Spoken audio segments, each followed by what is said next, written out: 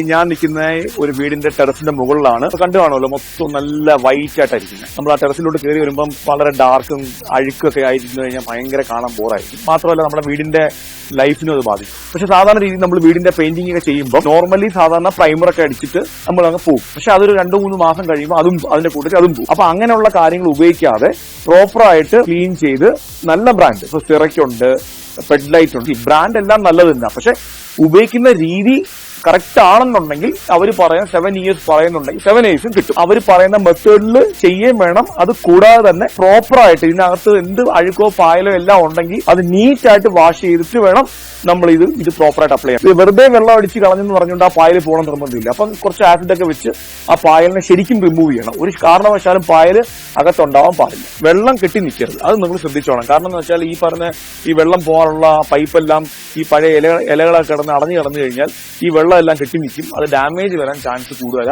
നമ്മൾ വീടിന്റെ ടെറസ് മാത്രമല്ല, വീടിന്റെ ഷെയ്ഡും എല്ലാ ഷെയ്ഡും നമ്മൾ ഇതുപോലുള്ള പായലെല്ലാം കംപ്ലീറ്റ് ക്ലീൻ ചെയ്ത് അവിടെയും ഇതേപോലത്തെ കോട്ടിംഗ് നമ്മൾ അപ്ലൈ ചെയ്യുവാണെങ്കിൽ അവിടുത്തെ ലീക്കും നമുക്ക് അവോയ്ഡ് ചെയ്യാൻ പറ്റും. നമ്മൾ വീട് മൊത്തം പെയിന്റിംഗ് ചെയ്യണമെന്ന് നിർബന്ധമൊന്നുമില്ല. നമ്മുടെ ബഡ്ജറ്റ് അനുസരിച്ച് നമ്മൾ ഓരോന്നും ചെയ്യുക. ഓരോ 2-3 മാസം അല്ലെങ്കിൽ 5 മാസം കൂടുന്തോറും ഓരോരോ പാർട്ട് ചെയ്താലും വീട് ഭംഗിയായിരിക്കും.